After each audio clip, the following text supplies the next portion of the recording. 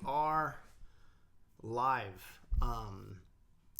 Hey guys, it's Derek again. On today's video, what I wanted to kind of showcase was a little bit of kind of like behind the scenes on the computer. Not like like everything, but I wanted to kind of showcase this kind of, I think it's an incredible kind of use case of new tools that are available that AI companies are building. Okay, so one tool that I use a lot is, ta-da, I don't know what to do with my hands. I'm gonna go over here. If you look on the screen, is Claude. Claude is the AI LLM that Anthropic is developing. And there's a couple plans. So Claude is available for everyone. There is a free tier. Okay, and here's all the options that you get under the free tier if you wanted to try. And I think Claude is a great resource if you just needed an easy, really capable, intelligent LLM model. For me, I'm getting away from using ChatGPT as much. That was like kind of like the gateway drug into AI and LLM utilization for me a couple years back. But as the time has like developed and changed, and all these companies are competing and have different products available and different tools, and people are building different integrations and extensions and all these different use cases for this technology stack, I found that I've slowly migrated over to Claude. I first got into it when I needed very like better built software. I started using Code, but over time, due to like the conversational cues, the pivot that ChatGPT was doing, I started migrating over to Code or Claude. And so now I'm like more of a heavy Claude user currently today. So because I was using it so much, I needed a better tier. So for a brief time, I was a pro subscriber. I still am a pro subscriber right now. And one major game-changing thing that you get out of bumping up this $20 a month tier gets you, for me, the major shift is getting access to Claude Code. Now, I haven't used Claude Cowork, but it's essentially Claude Code, but for web interfacing. So I'll explain a little bit of the difference in a minute, but these two features are massive game changers, because now you're getting into the agent tool stack of AI, where LLMs give you a ability to have a conversational back and forth to create outputs and reasoning out of human knowledge, written knowledge.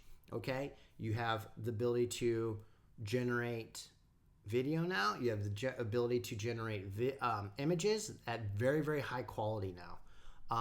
But these are things that are essentially humans have produced some kind of form of content, saved it and stored it on the internet in a digital state, and then this digital data set of content is being given to AI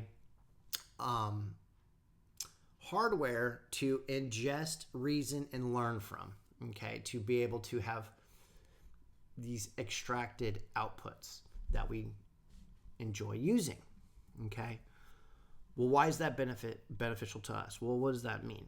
Okay, so when your first layer of the AI tool set is LLMs, okay, large language models, the extraction of data where you just have a one channel conversational chat and you get output reasoning back. Okay, the next level that you want to start diving into as you level up is you want to either start jumping into image generation, video generation to kind of make it beneficial for your work, right? You're taking your chat interfaces and now trying to create some kind of output that is useful for the work you want to do, whether that's writing content, image content, or video content, whatever that may be, right? Helping you create the structures from these things. But you want to get it out of the LLM, because if you get it away from the LLM's usage and give it into a agent, now it can be more refined and the agent can actually handle the workload for you. So what does it look like different from using an LLM and an agent? Let me go ahead and show you. Okay, so I'm going to log in real quick. I'm not going to log in here. Let me just get to the front. Oop. All right, so here I am at a new chat. Hi, Claude. I'm filming a video showcasing the differences between LLMs and agent tools. Can you pull up a brief and just say hi to the audience, whoever's watching? And what I would like you to do is just explain very simply the major differences on a technological difference. For me, I have my own thinking. I think of LLMs as the primary brain of creating a brain network or neural network from a human generated content and having a way to interface with human knowledge. Okay, an agent takes that capacity and then one-ups it one more layer and creates a way for the agent, essentially an LLM or a computer network, to now can handle digital work. But I may have a different understanding, so go ahead and explain it to me.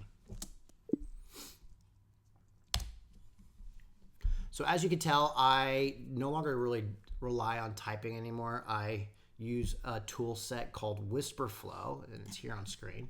And here's WhisperFlow. And what WhisperFlow allows me to essentially hit a hotkey and start talking. And anytime I start talking, and I release it, it records it and transcribes it. And then this is now copy and pasteable, and I can drop it over here. Or I can click in here, hit my hotkey, and it will record this typing. It'll type on my behalf. And this speeds up my workflow of not having to do this. All right. So here's Claude's reasoning behind it. Let me have a sip of coffee. Claude.ai says, hey everyone watching, great to have you here. This is a really fun topic and your framing is actually pretty solid. Let me add some technical color to it. Here's a diagram to anchor the explanation. So Claude Code had the capacity to create this nice little pretty diagram for us. And an LLM, large language model, is the reasoning core trained on human text, understands language, generates responses, pattern recognition, reasoning synthesis, input to output, no persistent memory, no real world actions. That's the real thing. So you get input, and your input is over here on the chat dialog, if it's selecting. Okay, not working. That's fine. So you take chat interface and you get the output. You saw me having this chat right here, and I got this output, 1 for 1. Okay, what does an agent do? It takes this LLM, creates a reasoning core, plugs it into tools such as web search, code, APIs, files, and we're going to go into a little bit more of like what that looks like. Okay, creates some kind of short-term or long-term memory state, creates an action. Okay, so it takes a couple extra layers. So the tools would be taking the LLM and plugging it into something, allowing it the ability to search the web, write code. An API, I still don't quite know what that means yet. I've forgotten, but an API is essentially Think of your standard web pages: Amazon, Facebook, YouTube, Google, right? The big name website platforms. They have what is called an API for the acronym. It's as silly as it is. I don't know what it stands for, but it essentially is you set up a profile with them as a developer, a coder, and they will give you a specific digital key. Okay, it's just a cryptographic kind of key. They'll give you an identifier and a key. You want to lock those two separate, store those off.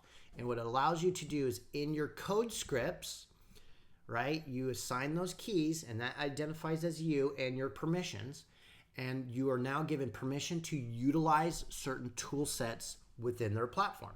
So the developers have said, hey, you can do calls essentially to our backend infrastructure. And the backend is the digital storage. So Google, what would the backend would be every single website, all the data that is collected, right? You can, as a developer, can ask for certain things, right? By building scripts that say, hey, can I have this bit of information from your database? And Google says, oh, you have that solid API. Cool, we'll honor it.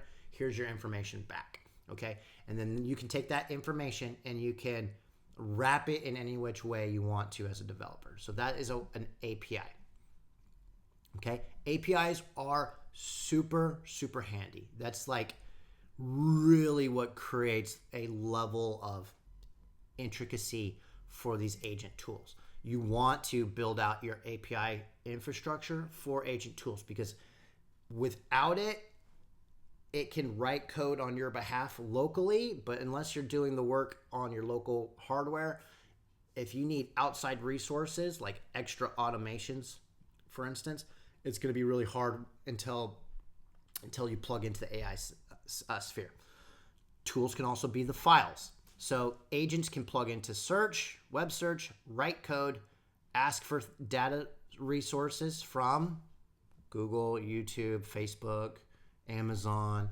There's thousands of people that have digital resources that you can collect. There's weather data, there's financial data, there's blogs, your email, your Google, right? Anything that you have a Google profile, you can tap into your resources via an API. Okay. Memory. How do we create memory? Right? So for memory, what I utilize is what's called Obsidian. And Obsidian is this crazy thing. This is a app, and it stores these little text files locally. And all these little dots are all files that I've had my agent over the last month and a half or 2 months write. Okay? And so if I go to any which dot, it'll essentially, there's one file. Let me see. Let me find one that's nice. Let me find a cool one.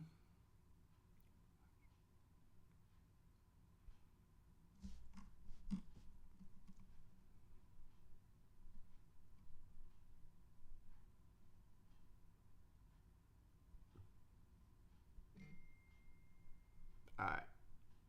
Here's a report. Oh, empty report. No research there. All right, let's just pull up.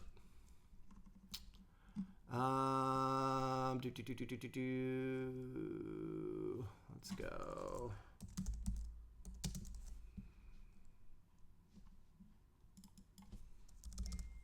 So I can essentially create a random note in here.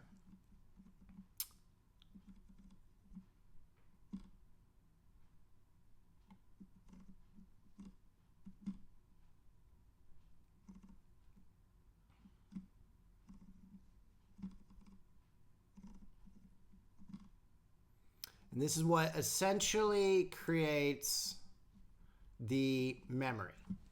Okay, so a couple weeks back, I generated this report. Okay, this is one singular report. And my agent tool can essentially plug into and read and write to this. Okay, and this is what creates the memory log. So all this interconnected wiring, once you've subscribed to Anthropic, you pay the $20 a month, you now have access to use Claude Code, which is essentially your LLM with the ability to tap into digital resources. Okay, think of it like that. A thing you could chat with that can do digital things. So everything you struggle with digitally, you can start actually having a conversation and it will start being able to interface with it. Okay, but this is one way to do a memory layer, right? You just start building a document file on about your life. You make all this interconnected web, and the agent, when I'm having a conversation, can look back and source all this information, right? My schedule from 3 weeks ago, a piece of research, or a note that I wrote about my kids, or any kind of reflection I was thinking about when I was journaling, or some kind of or task directive. If I had a program I wanted to build, I can write out my directives on the program. I can set SOP directives. I have SOPs in here that give the agent specific directives on how to do things, okay, on my behalf. So I essentially have an employee that's a digital employee that references these documents and can look through on the fly very quickly all these SOPs. So anytime I have it doing a task, it can reference back to all these things and figure out how I want things structured, how I want my keys managed, how I want my businesses ran, how I want certain things recorded. It has a full log. I have lots of different SOPs all written down for managing infrastructure digitally. Okay, so that's Obsidian. That's the memory layer. You could also use your Google Drive with using an API. Okay, so now how do we set up and manage and utilize Claude Code? There's a couple ways. You can use it in the web browser, but I found that the best tool that works for me is using it in Terminal. In Terminal, you can see me clicking here. If you don't know where your terminal is your old school way of interfacing with your computer. So for the people over 40 that before Windows, or remember how everything became like Windows interfacing with the screen and all these pretty graphics and everything. Before that, you had essentially called a system for interfacing with computers, what was called DOS, DOS. And God, I'm so old. I don't remember necessarily what it all stood for again, that acronym, but essentially was a way of command line talking to the computer. So instead of having these pretty UI, this is called user interface. So everything here is either a button, right? Search, all these things, X's, these are buttons, okay? Not the direct code. You don't see the direct code. You see the pretty visuals for humans to interface with, okay? Terminal is your command line stuff, okay? So this is how you do all these functions here. You can, with the right code, you can command it to do it. So right now I'm not set up to have a chat. So the first thing I need to do is just open it up, and I need to turn on Claude. So the first command line that you need to do to turn on Claude is just type in Claude. And the terminal is going to load. Okay, so it's working through its load functions, and I'm going to go, I want 2 for light mode. I want to use my subscription, so I do have a max plan, or a pro, excuse me. It's going to ask me to log in, and it's going to push me open this. It's going to run this script, and it's going to open up this browser, and you're going to hit authorize. Okay, so this is done. I can close out this. Okay, and now just continue to follow the prompts. You're going to hit enter. It's going to give you a little security warning. Claude can make mistakes, so be diligent. Would you like to finish the Claude Code terminal setup? And in this case, I've used this before. I'm going to say no. Okay. Do I want to trust this folder? So it's going to ask me for what root folder do I want to have Claude Code access? And yes, that is the root folder system I want it to access. And now Claude Code is set up. So you have your Claude Code model, what model it's accessing, the folders it's writing to, and then the subscription tier I'm signed up for. Okay. So now, right here in this little area is my chat interface. So no different than this, but now I have it plugged over here. And so now I have two windows open side by side, and now I can have this back and forth chat. So let's do something. So how's Claude Code beneficial? So when you first open Claude Code, it can do a lot, but it isn't really quite set up for you yet. So first thing you want to do is like play with it. So, hey Claude, I'm doing a video and I want you to kind of run through a test operation. Okay, so I want you to kind of showcase people your skills, and what I would like you to do is write me a Python script for the game of Pong. Okay, I want you to write it, finalize it, and then open it up on my computer screen for me. Okay. And then so I just spoke with it. Okay, I'm gonna hit enter, and it's gonna proceed to read this message, and it's gonna give you this nice little thinking about what it's doing, and it's gonna let you know what it's thinking about. Okay, so it's gonna essentially start going to town. Okay, it's taken the command, it's read through it, it's gave you a little chat. Hello from the Pygame community. Here's Pygame is ready. Write the game now. So right now it's actually writing the game because I already had Pygame installed onto my computer, but it would, if it didn't have that capacity, it would download that for me. So right now what you're seeing, here's the full script, what it's going to write. So it just wrote a full functioning Python script for the game of Pong.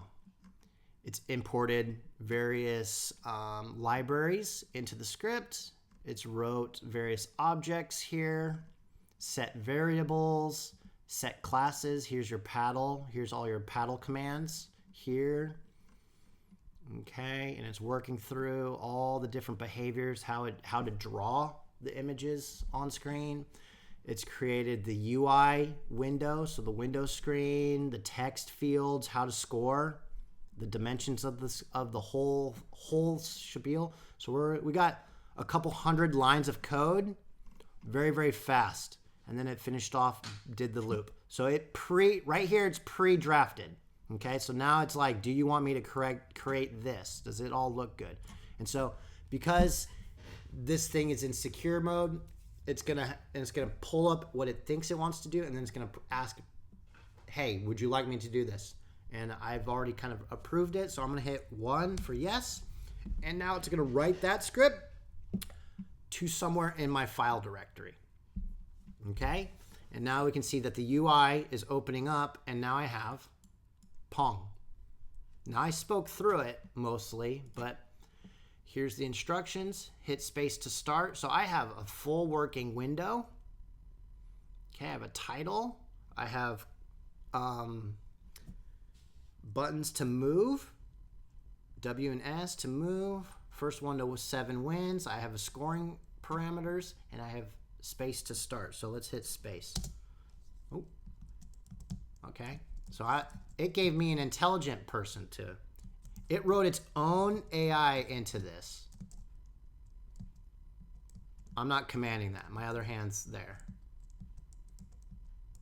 So that's kind of cool. So on the simple premise, it didn't even leave it static. It wrote me in a player, which is pretty cool. So I'm playing against the CPU. That's pretty awesome. I didn't even think it was going to go to that level. I would think it was going to try something a little bit loose. So that's pretty gnarly. So that's a simple program, okay? And now it's still thinking, but that program's up and running. I'm gonna let it end game off over here. So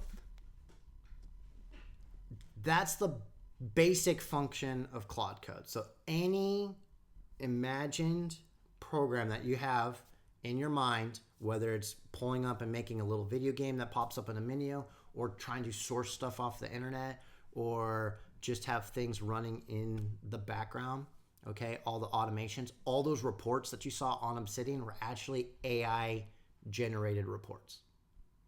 Okay, so here, let me show you another tool set. So remember how I spoke about APIs? Okay, let's talk about Google.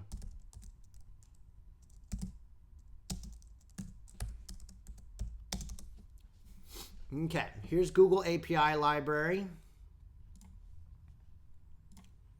So with a requested Google API, I'm already logged in. Here is all the suite of tools that I can plug into with a Google API. Now, I'm not going to show you my keys because you want to keep your keys separate and secure for yourself, but here's the keys. But here's all the different tools, right? Maps. Here's 32 different tool sets of how I can tap into it, right? You just click a button. Do you want roads? Do you want to know all the roads? Do you want to see all the solar panels? Advanced imagery and insight to create solar proposals and design.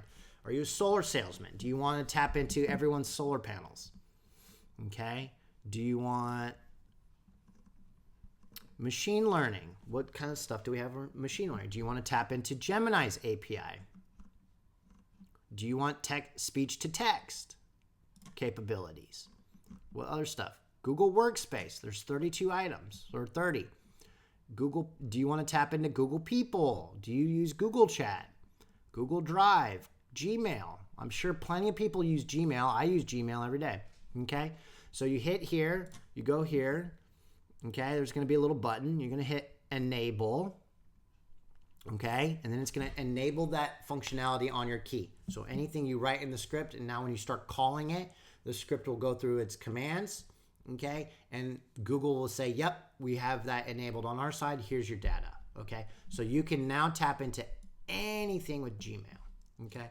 So for me, what I did is I set up a program that manages my digital ecosystem, my social media, my Facebook, X, Gmail, YouTube, LinkedIn, the works. I've migrated all my keys into one software script. And then essentially on the fly, when requested, I can talk to Claude Code and it will access these keys and it'll start building out automations for me. Okay. So let me show you what that can look like. I'm not going to show you the full capabilities, but I'm trying to show you what agent co-work can look like. Okay. So let's do this. Let's get out of this page.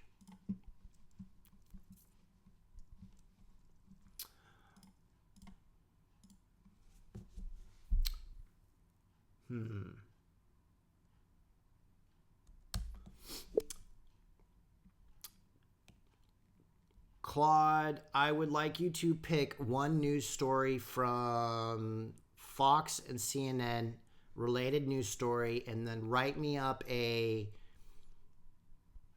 doctoral-level analysis of the news. Make it related to geopolitics and economics. Okay, so pick two news agencies, search it up online, analyze the story, what's new today, what this impacts. Give me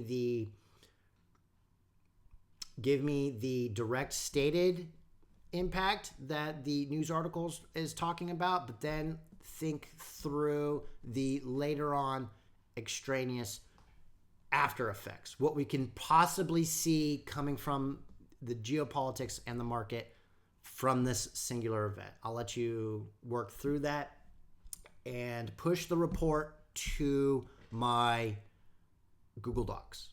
Okay, and this is an example of capabilities for our YouTube audience. So you're on video right now. So this whole report is not information for me. This is just to showcase how cool you are for the users. Okay, so just make it fun and interesting for them. Okay, and then I will see that. I want to see that report pushed to my Google Docs. And then make it, I want to see every other word used as a different font, okay, different weight, and then use different paragraph stylizations.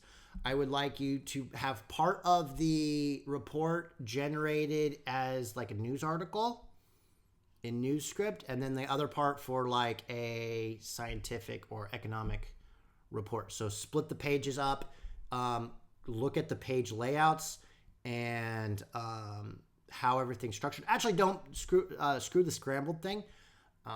Do just every page should be like a different kind of text style for just so the audience can see how you work behind the hood.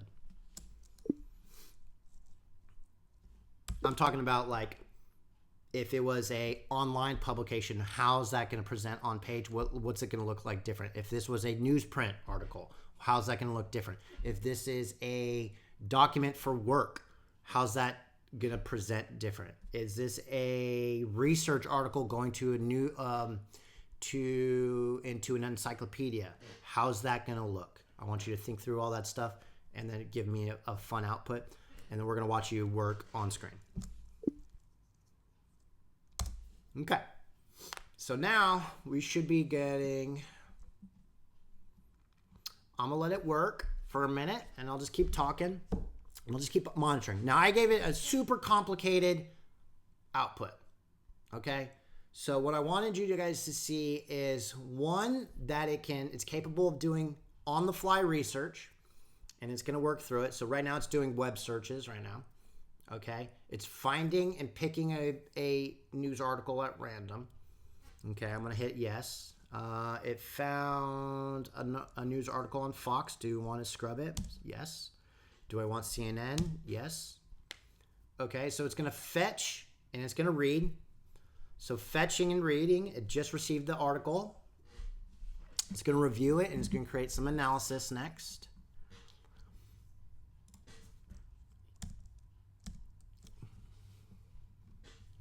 So here's some different web pages. And then once it's done figuring out, something in Straits of Hormuz, NATO, Trump withdrawal. Okay. So right now it's in a research phase. Once it's done, it'll probably do some analysis. Once it's done with its analysis, it'll probably figure out what it wants to do with content. And once it's figured out its content base, it's going to start, like Pong, it's going to start figuring out its code. So Claude Code will always do some kind of code-related command first, and it'll show you what it's thinking through. So we see as humans, we typically figure out, we've trained ourselves with computers to work through the UI, okay? We hit the buttons, we read what's on screen first. Claude Code handles everything on the back end first. So because it can digitally write code faster, you get instantaneous outputs. Instead of having to type out all the scripts for me, all the outputs, it's reading things at the speed of light. It's searching the web in multiple places at the speed of light, pulling it all together at the speed of light, analyzing it at the speed of light, pulling it all together, writing the code, and then now pushing that document. And instead of me manually typing it out, formatting it, it's going to write a full script like it did for Pong, and then say, hey, Google, I need you to write this. Here's the output. So right now, that's a goal. So right now in the chat, it said, that's a gold mine of data. Now let me build the full report, push it to Google Docs with all the formatting styles. This is going to be the showpiece. Okay, so it's done through some search.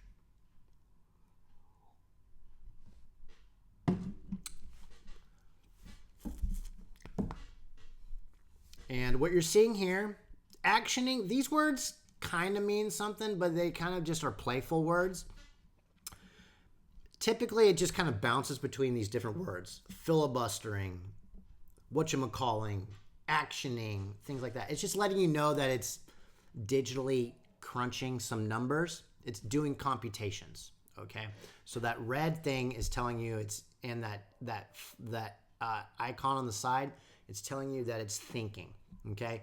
You have your time of how long it's been thinking on this one singular prompt. It's not all these individual line items. 3 minutes, 20 minutes is how long it's been digesting on this last prompt. Sauteed means cooked. It's done, okay? When it's grayed out, the work is finalized, okay? Red means it's working. So we had a error code here during a fetch, and it found a workaround. Green means good, okay? So it's still working. It's analyzing. Right here, your tokens. This is essentially anytime you're talking with these LLM models, the tokens is the digital packet of information that is running on the computations, okay? It's not, so like your chat, that whole 5-minute chat that I had, that is compressed into words and bits of information that is sent as a packet of tokens to the AI, okay? So it's burning through tokens to think and create computations. It's burning electricity. So it's showing you that it's thinking, okay? So your tokens is showing you also your usage, okay? So if you're on a low tier like Pro, you only have so much usage of Claude Code. So it's telling you how much it's thought through a problem on any one prompt that you've given it. And it's going to say, okay, if you have 1 million tokens that you can utilize, well, that one chat used 800 of it, okay? So it's showing you that you're burning through your tokens. No different if you went to an arcade, right? So it's still thinking through. It found a random Wikipedia article, and right now I have no context of what it's thinking on. It's probably analyzing right now. So what I typically find its pattern is it works through a couple simple functions. And I've talked about this in other videos, but AI is no different than a human. And to make a decision into an actionable decision, right? Every human has to go through 4 major steps to make an action. It has to observe, it has to look, take in information, it has to orient, which is take that information and make it into a model of something. Whether it's looking at someone throw a ball or a car moving down the road, your brain is taking the patterns and projecting it into the future. That's your orientation. You're taking information and you're making it actionable now. So you're looking into what might happen in the future. Okay, so that's orientation. Decision is figuring out what you want to do with that model, okay? And then action is the actual thing. So it does the exact same thing. So when I gave it a prompt, its first thing it's going to do is, okay, let me read this and then let me think and collect information. Now with the information I've collected, let me analyze it and make it make sense to me.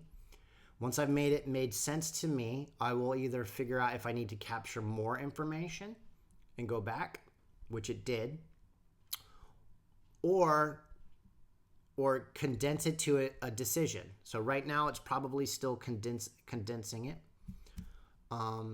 to information. And so now it's probably sourcing everything. And this could be lots of different data pieces from this scrub. So as you can tell, Claude Code can take time. So don't be like waiting on it to happen instantaneous. There oftentimes I would go leave the room, come back, see where its progress is, go do something else.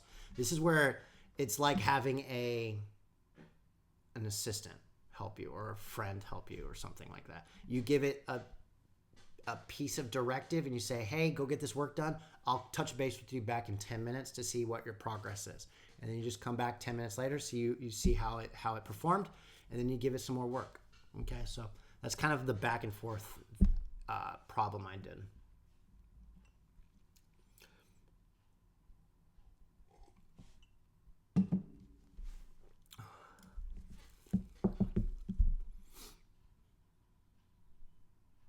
Cool. Now it's writing.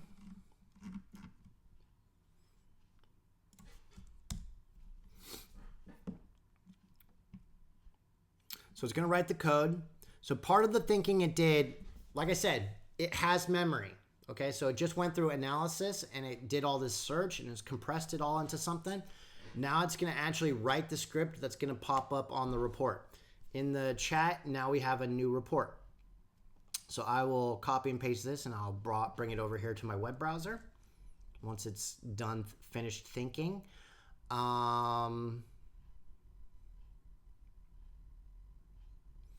And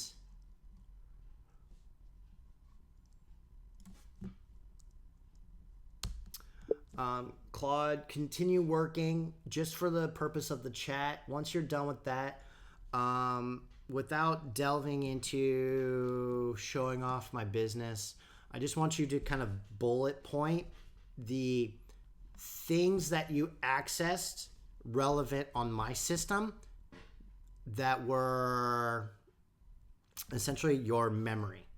Okay, so the local memory. So things you tapped into, whether you used, I'm thinking you tapped into my APIs. Don't present those APIs on key. Just tell me what you looked at, whether you looked at Obsidian, what local folders did you think of for generating this specific script?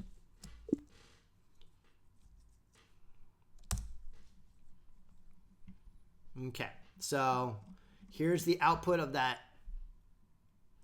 Let's see, did we have a time? 9 minutes and 21 seconds. Okay, so it took 9 minutes, 21 seconds of work, and we got a lot of things happened. Again, it went through web search, fetched information, search, started ingesting it. It wrote a script. We can expand the full script, but it's 900 lines of code long for a report. The script's built, it's running, so it's now telling me that it is actually live on my Google Docs, and it used my Google API. Okay, it created a new Google Doc. Here's the serial number on that. It moved it to the operations folder in my history, so it looked at where it needs to go in my drive. So again, remember, when it first is set up, it doesn't have memory, so it can't really accurately perform work because it doesn't know where to put things. So things kind of get put randomly. And once you've kind of built those memory protocols, those SOP directives, your things, think of it as a digital employee. Once you figure out the scope of work of how you want things done, then all of a sudden, every single time you talk to it, it's done in the nature that you want. And once all those SOPs and those reports and everything's laid out, you can refine it over time. And so this thing becomes really powerful and customized to you because it starts putting things where you want to without you really asking. It's like this game. It made a CPU without us really thinking through it. It'd be like, hey, obviously he wants a functional game, so let me build a CPU logic into the game so he can play something right off the bat. I didn't even think through that. I didn't even ask about that. It just kind of came up with that resolution. So these digital entities can oftentimes create and solve problems that we're not even anticipating yet. Okay? So it went through, it found different things, it found different publications that I might find relevant. It found online news publications, print news, corporate executive briefings. It's found broadcast news scripts, academic research journals, encyclopedias. All right. The story itself, okay, it picked the Strait of Hormuz crisis and Trump's NATO withdrawal threat. Oil up 55%, S&P worst quarter since 2022. European facing second energy crisis. All sources from Fox News, CNN, CNBC, Bloomberg, and Dallas Fed. and Wikipedia real-time economic impact tracking. 82 formatting API calls, 82 instantaneous API calls to other news agencies, all pushed programmatically. That's the behind the hood look. So what it was doing while it was taking time, it was running through all those call scripts, writing the software to capture the information that I requested. Okay. So here's another thing. Here's what I pulled from local system knowledge to build that. Okay, so to build the report, right here.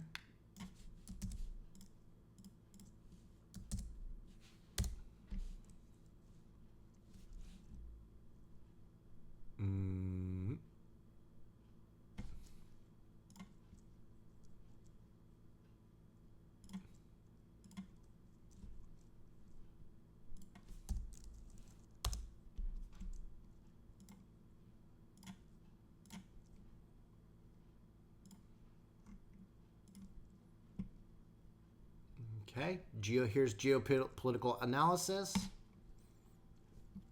And here is a 14-page script.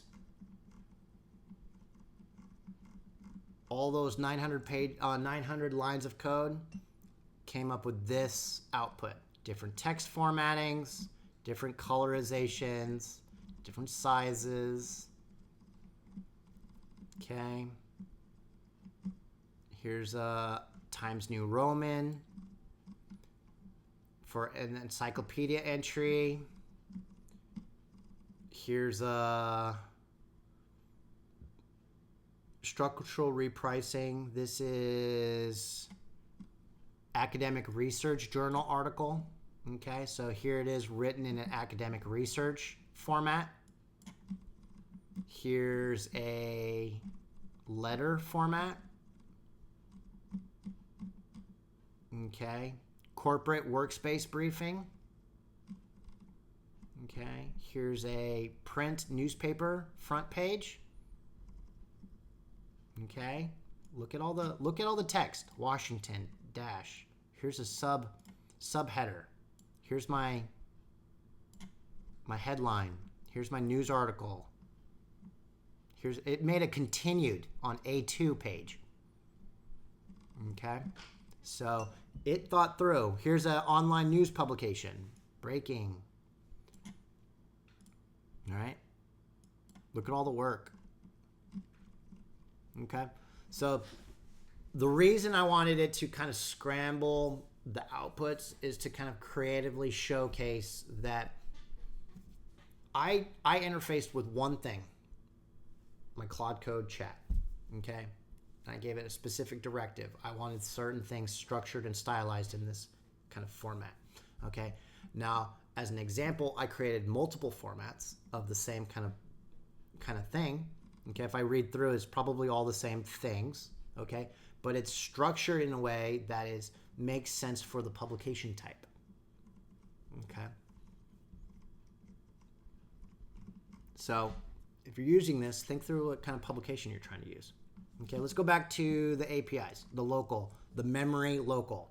Okay, so it's telling me it used Google Workspace integrations. It used my Google Auth Pi, which is my API management program. It used my Google credentials. It used my email.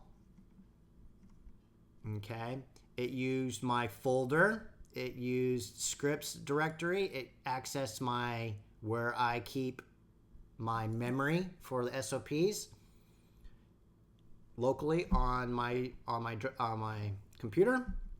It referenced SOPs. Okay, so it looked at the Claude.md file. It looked at various end-of-day reports. It looked at the workspace integrations. It had memory. I have a memory markdown. Knew your primary Google account, so it knew my primary Google account and my secondaries. So I had multiples, so it referenced back to, hey, which one's his primary? Does he rely on the most? It looked at where I want and typically filed storage. So if you look at this line, it read in the workspace interactions from those memory directives to that he likes outputs here. So it knew when it pushed the doc to Google Drive, it knew to write it to my Commander's Deck operations folder. It made a end of day report, so I probably have a new end of day report on Obsidian. So if I look that up, I have something there. And then it utilized various agents. And then what it did not tap into, I did not read Obsidian Vault. I did not read Session Handoff. I did not pull from Task Manager or pending tasks. I did not touch any financial data, eBay, VA, or CVRC. Basically, memory from your Google Auth pattern, folder IDs, Claude Markdown for API integrations, SOPs, web search, and all the actual news content. Everything else was generated fresh. Cool. So I hope that was a little bit of a learning lesson for you guys. I know it's a little bit complicated. If you have any questions on how to kind of get a little bit more in the nitty-gritty, how to set up Claude Code to start writing SOPs on your behalf, or how to think through. As you can tell, I do everything verbally to the agent, and the agent performs the tasks. So the first couple things I structurally built for this interfacing is the memory layer. Okay? The things I wanted to tap into. So as a business systems builder person, instead of focusing on the output, like the money first, I built the system layers from foundational levels. Okay, so I had this agent that could write code, and instead of building a crazy fun script, I focused on making sure that all the boring stuff got done first, all those SOPs, all those boring automations, and refine them over time, and then those helped create this advanced interfacing capability that I have today.